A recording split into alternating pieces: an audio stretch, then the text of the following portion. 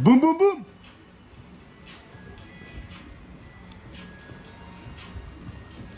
Magandang hapon po sa inyong lahat mga kababayan ka-Pokemon. Nandito po ang inyong munting lingkod, Jesra Trading. Boom, boom, boom! Tambayan ng mga future Pokemon Millionaire. Kumusta po kayo? Hanggang sa Luzon, Visayas, Mindanao, mga kababayan po natin sa Hulu, Sulu, mga kababayan po natin sa Marawi City, mga kababayan po natin sa Babuyan Island, mga kababayan po natin sa iba't ibang mga bansa, mga OFW, boom, boom, boom! Let's go! Ayan, hapon na po kasi meron po kaming appointment kanina. So, ayan, late na po yung ating live.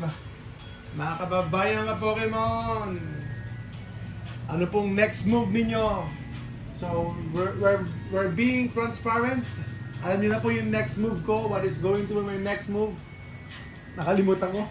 Ano nga ba yung next move ko? Yan, from yesterday. Boom, boom, boom! Woo! Ang next move natin ay ayan, Prismatic Evolutions. Prismatic Evolutions, yan po ang next move natin. Abangan natin ang Prismatic Evolutions. And one of my latest mistake is nagbenta po ako ng SPC and then nagbenta po ako ng Prismatic Bundle, and I think it's too early to sell kasi nga po plan ko talagang bumili. So, it's going to be a risk. Pero okay lang. Andun na eh. Nangyari na, tapos na. So, we have to move on. So, yan po yung latest mistake ko. Kasi dahil ko nagbentang bundle. And, more or less, hindi na po bababa yung presyo ng bundle. So, more or less, maaaring hindi na po. 50-50. 50-50 chance, mga kaibigan. Boom, boom, boom! Ipon pera para sa 30th anniversary boxes. Woo! Mga kaibigan, parang may nakalimutan ako. May nakalimutan yata ako. May nakalimutan ako. Boom, boom, boom! Mga kababayan ka Pokemon. Isang magandang araw po sa inyo lahat. So, ang topic po natin ngayon, short-term flip or go long-term? Go long-term. Ayun, kayo na po ang sumagot mga kaibigan. Kayo na po ang sumagot. Boom, boom, boom! Kayo na po ang sumagot. Alam niyo na ang sagot ko. Mga kaibigan, mga kababayan ka Pokemon. Depende talaga sa budget ninyo at depende sa purpose ninyo. Pero it's better go long term. Yung short term flip, ano po yan, very risky and not enough margin with current market right now. Hindi po enough yung kikitain ninyo, or it's just going to be too much stress on your part kasi you'll just keep on buying and selling and overpriced po yung mga products above MSRP.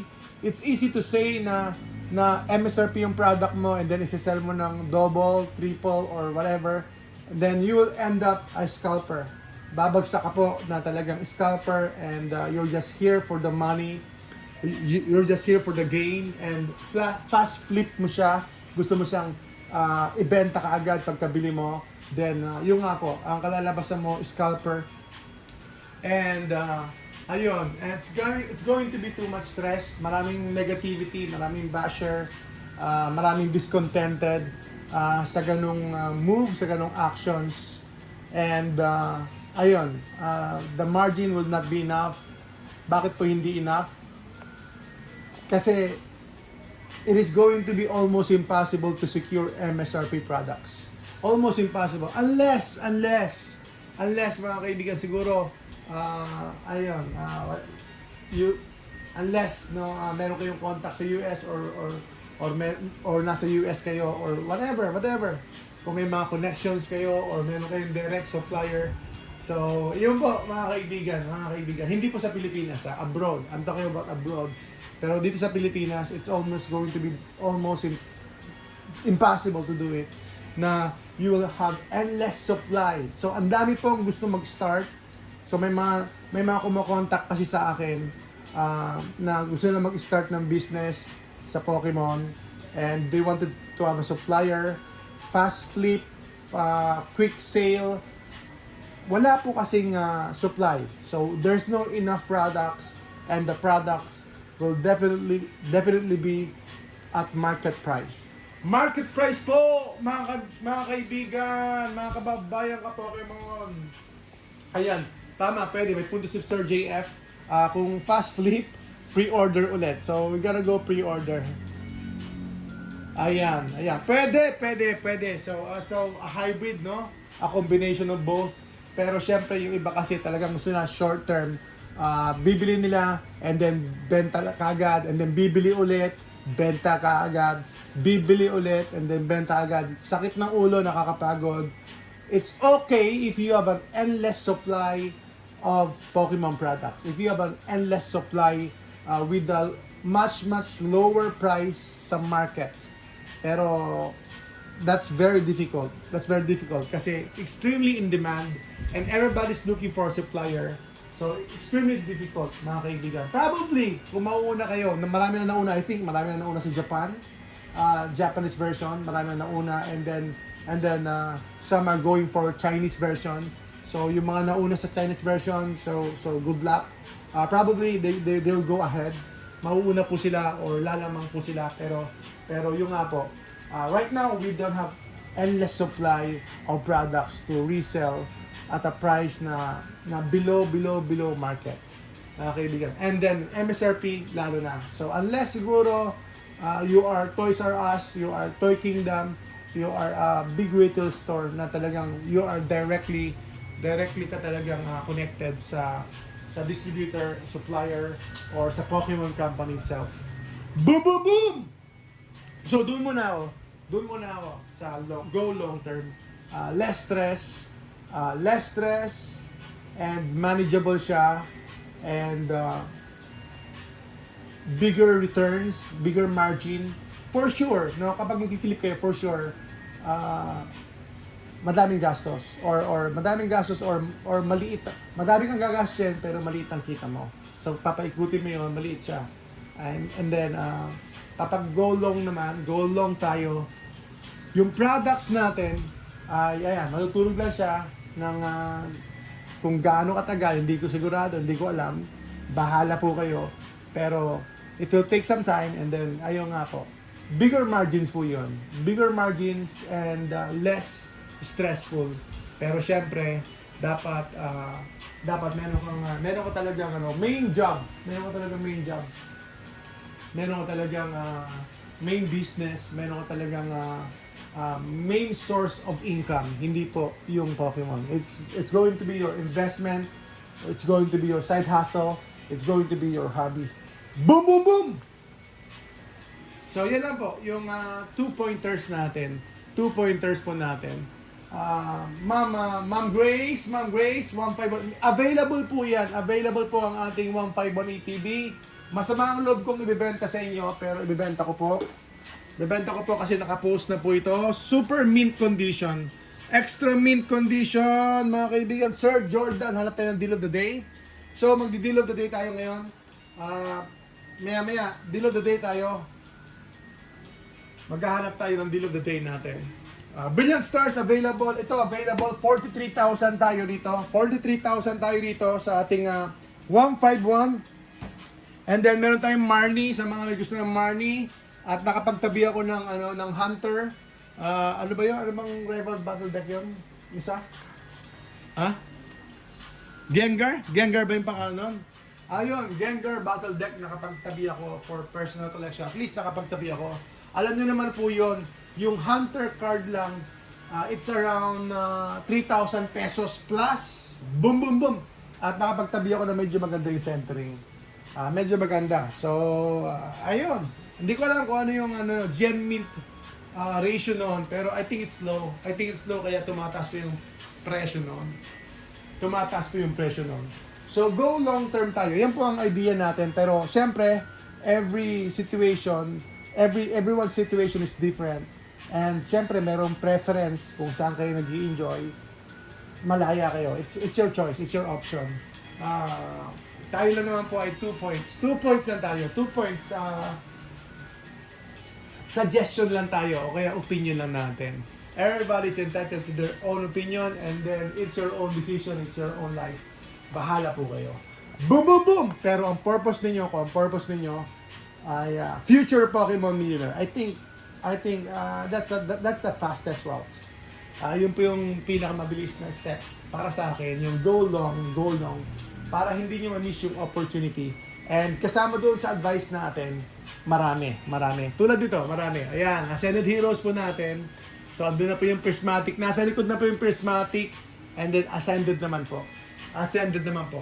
Sa Ascended, okay lang. So tayo kapag mga presyo 11,000. Okay lang. It might go down to 9,000 or 8,000. Pero matutulog pa talaga yung pera mo. Talaga. Pero sure yan. So, hindi na masama yung 11,000 or siguro kahit 12,000. Hindi na masama kung talagang long term po kayo. Kung long term po kayo, hindi na po masama yon. Pero kung fast flip, then, ayun, probably you'll make 500 pesos o kaya 1,000 pesos. Yun po yung fast flip. O kaya 200. Depende talaga. Siyempre, kung wala naman po kayong customer base, wala naman po kayong track record as a seller or a buyer, it's gonna be 10 times more difficult to start. Mahirap po.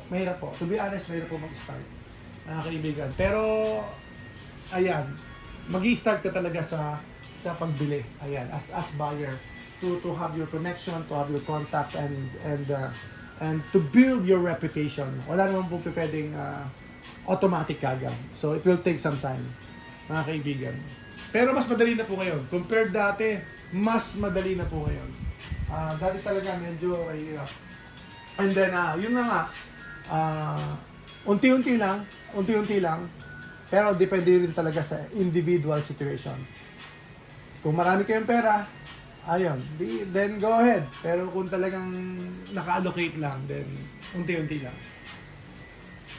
How much yung first partner natin? 4,200 tayo. Mint condition tayo. 4,200 tayo sa ating first partner. Dito po sa ating 151, 43,000. Dito po sa Brilliant Stars, 40,000 pesos. So, Surging Spark, siguro 6.5 tayo dyan, mint condition. 7,000 yan, pero 6.5 na lang, sige.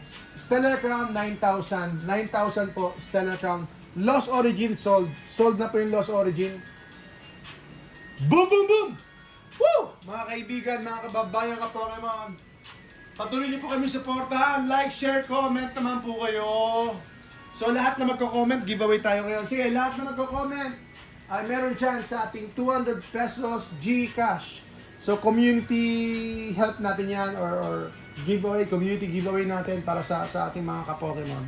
So no purchase necessary. Mag-comment lang kayo, mag-like lang kayo. Yes po, si Sir, yan, nakikita ko po si Sir Senator Alan, Alan Cayetano. Nakita ko yung Pokemon. Tsaka si Aquino, Bam Aquino, parang nakita ko, may ganun din siya eh. Tapos siyempre si Dino Cornell, sino ba ba?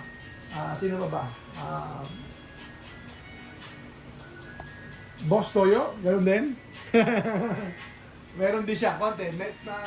Saka sila yung nagbebenta ng relo. Paring Hive, parang mga ganun. Sino ba yung nag-ano, yung isa eh, hindi nyo kilala?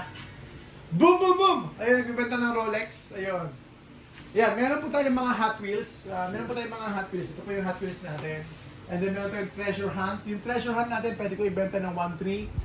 Silver po yun. Silver. Parang silver po yung Treasure Hunt. Meron po siyang Treasure Hunt. Treasure po siya. Treasure. Boom, boom, boom! Bigay ko ng 1.3, mga kaibigan. Ayan, parang nakita ko na si Gerald daw. Pwede. O, Paring G. Ayun, Paring G, ayun, Paring G nga. So, may mga ganon. And then, mostly ito. So, military, alam nyo ba, sa military, ayan, may mga customers ako before na nasa military.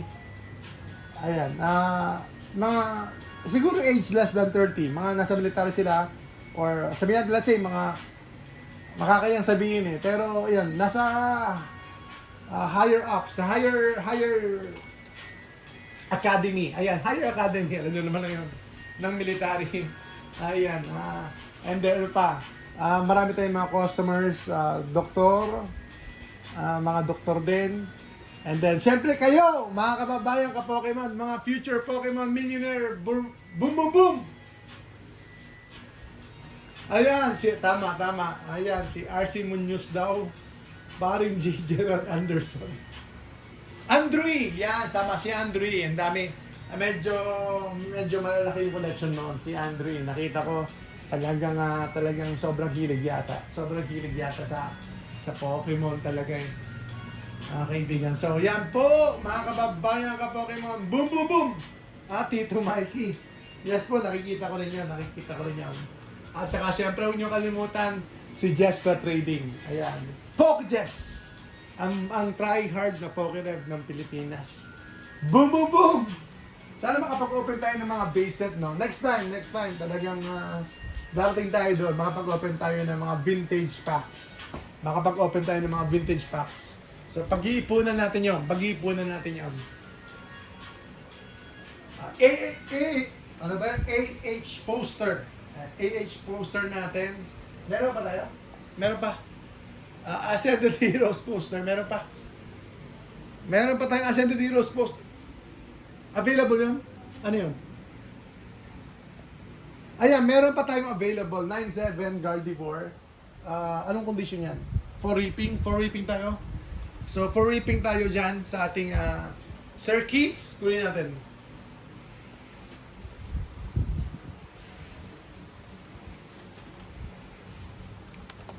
Ayan, Tito Mikey. Ayan, for reaping po tayo dito. For reaping. Gardevoir, I think last box na po natin ito as of now. Last box na po natin ito. 9.7 tayo dito. 9.7. Mga kababayan ka Pokemon. Dito po sa ating Gardevoir Premium Poster Collection. And ayan, unti-unti na tayo mag-accumulate ng Ascended, pero sasabihin ko sa inyo, matutulog po ang pera natin. Generally speaking, matutulog na po. And siguro, ang sabi ng karamihan, yung mga nakabili ng MSRP, probably you can just sell it. Ayan. Kung magbibenta kayo, bibili ako ng below market price ng konti. I-below nyo naman sa akin ng konti. Actually, pag Ascended, kahit na almost market price, okay na sa akin. Okay, below market, mas maganda. So, yung mga customers natin dyan na may mga Ascended, kung kumita na po kayo ng doble na, okay na yun. Diba? Doble or, ayan, papuntang triple na yata eh. Papuntang triple na po ang kikitain ng mga MSRP gang dyan eh. Mga kaibigan nyo, naka-MSRP, baka papuntang triple na po. Boom, boom, boom! Let's go! Mga kababayan ka Pokemon! Hello po, Ma'am Janet. Hello po. Magandang araw po sa inyo lahat. Mga kababayan ka Pokemon. Tuloy-tuloy lang tayo. Meron akong available Terrapagus. Ito po yung mga Ascended namin. Meron pa tayo Ascended dito sa gilid. And then, Terrapagus available po yan. Siguro benta ko. Deal of the day natin. Deal of the day going ko 15. Ayan. Deal of the day, Terrapagus, 15,000. Boom, boom, boom! Boom, boom, boom!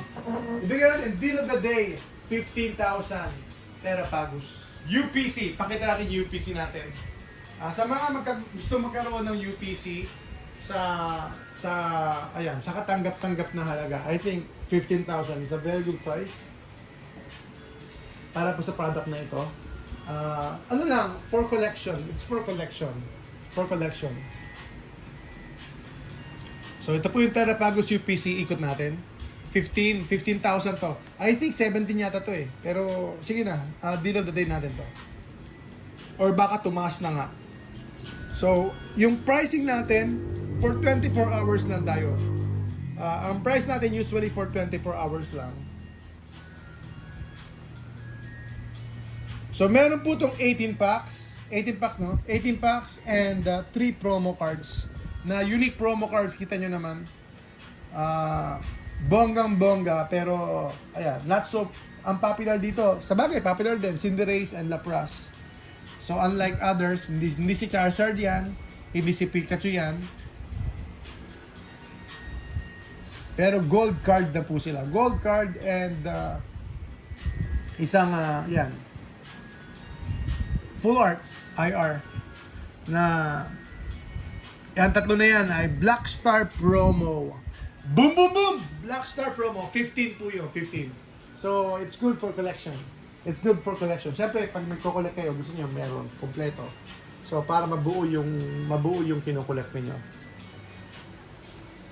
Alright, mga kababayan ka Pokemon, tuloy-tuloy lang tayo sa ating pag-open ng packs. Open tayo ng packs. Saan yung saan yung Ascended Heroes? Ascended Heroes muna tayo, ha? Ascended Heroes muna tayo. Saka na tayo mag-quit sa Ascended kapag talagang hindi na kaya. Ascended muna tayo ngayon.